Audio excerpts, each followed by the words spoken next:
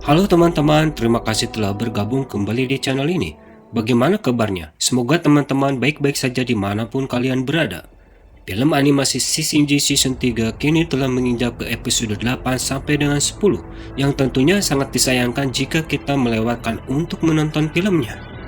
Di episode ini menceritakan bagaimana kegigihan usaha Aoxy agar tidak menjadi mangsa burung pemakan naga.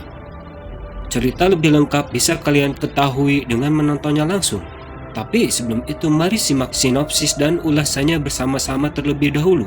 Dan bagi teman-teman yang menyukai konten dari channel ini, bisa klik tombol subscribe dan menyalakan tombol notifikasinya. Dengan begitu kalian tidak akan ketinggalan dengan film-film terbaru dari channel ini.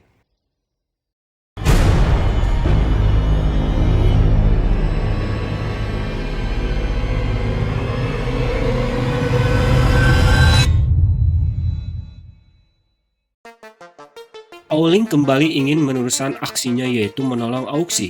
Namun saat dia akan beranjak dari kamarnya, 4 pengawal klan naga telah menghadangnya. Mereka diperintahkan oleh Raja Naga untuk menjaganya agar tidak bisa keluar. Karena telah datang utusan dari Laut Cina Utara yang akan dinikahkan kepada Owling oleh ayahnya. Namun Owling bersikeras untuk keluar dari tempat itu. Pertarungan kecil pun terjadi. Owling dapat merobohkan para pengawal itu satu persatu.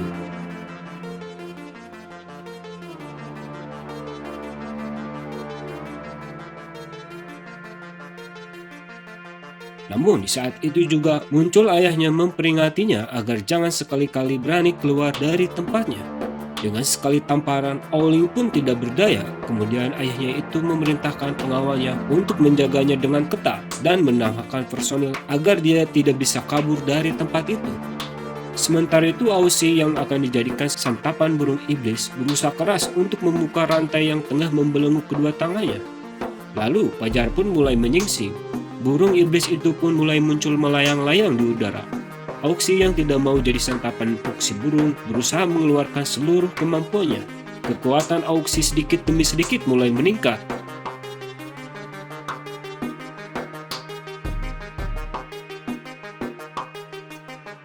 Namun pada saat akan mencapai puncaknya, kekuatannya itu menghilang seketika.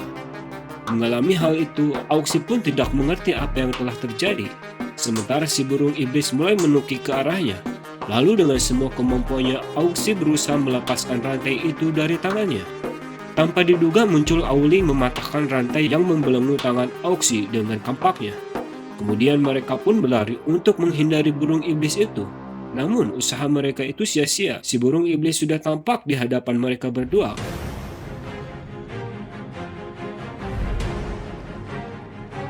Lalu Owling kembali mengajaknya untuk melarikan diri.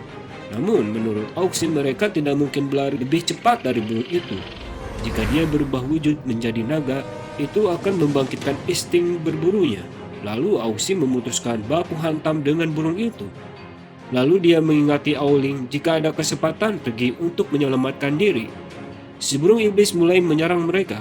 Aoxy pun bersiap untuk bertarung dengannya. Lalu Aoxy merubah kekuatannya menjadi semua amarah. Dan Aoxy pun menghantam burung itu dengan kekuatannya. Namun apa yang terjadi? Serangannya itu tidak membuahkan efek apa-apa pada burung itu. Dan Aoxy pun terpental dihantam burung iblis itu. Di saat si burung akan mencengkram tubuhnya, Owling melemparkan kampaknya kepada si burung yang tepat mengenai wajahnya. Dan dengan sigap, Owling merangkul dan mendorong tubuh Aoxy sehingga terlepas dari bahaya cengkraman kaki si burung. Kemudian mereka pun kembali berlari untuk menghindari serangan burung itu. Saat bersembunyi di sebuah batu, Aoxy kembali memperingati Owling. Kenapa dia kembali? Bukankah dia telah disuruh pergi ketika ada kesempatan? Owling pun menjawab, itu dilakukan karena Aoxy sedang terluka. Dan bila mereka melawannya bersama-sama, peluangnya akan lebih baik. Setelah terjadi perdebatan yang sengit di antara mereka, tiba-tiba burung iblis menghancurkan batu tempat di mana mereka bersembunyi. Dan akhirnya Owling pun tertangkap oleh burung itu. Sesaat burung iblis akan memakan Owling, secara gigih Aoxy menahan mulut si burung, dan kemudian dia menghantam mulut burung itu dengan kekuatan petirnya. Aoxy pun berhasil menyelamatkan Owling. Mereka berdua kemudian berlari dan berlari untuk mencari tempat persembunyian yang aman. Aulin tidak menyangka Auxi kini telah banyak mengalami perubahan.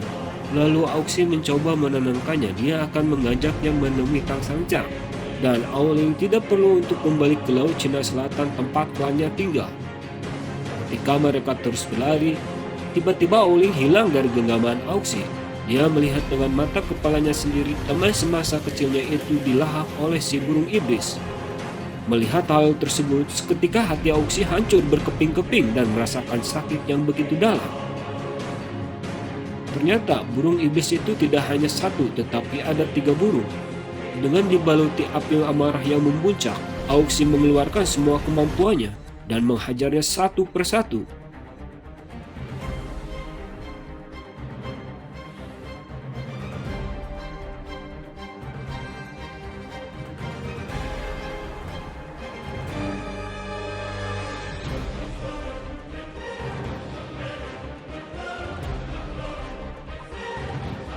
Namun, satu hantaman cakar si burung berhasil menghantam Auxi dan dia pun terjatuh. Dengan sisa-sisa kekuatannya, Auxi kembali menyerang burung-burung itu. Namun apa mau dikata, Auxi menjadi bulan-bulanan ketiga burung iblis itu.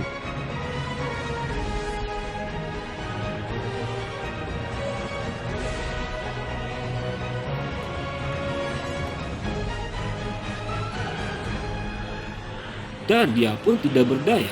Di saat kritis beruntung muncul guntur yang menyambar-nyambar yang membuat takut ketiga burung itu. Dan burung-burung itu pun pergi meninggalkan Auxi. Sementara itu di benteng Klan Sapi, adik Niu Moren yaitu adik Niu telah datang ke benteng tersebut. Entah apa yang terjadi, para siluman sapi itu begitu ketakutan dengan datangnya Niu itu. Di dalam benteng, Tan Sangchang dan murid-muridnya beserta Xiaoyu menyambut hangat kedatangan Putri Niu. Ternyata bukan hanya Klan Sapi yang takut kepada Niu, tetapi Tan Sangchang dan para muridnya juga takut kepadanya, dikarenakan Niu mempunyai tenaga yang sangat kuat.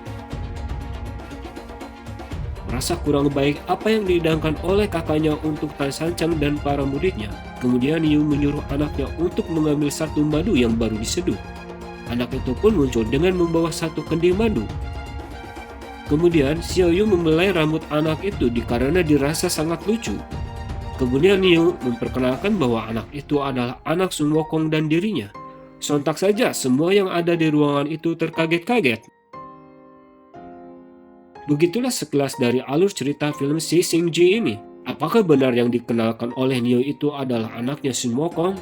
Dan bagaimanakah nasib Auxi yang masih berada di Laut Cina Selatan?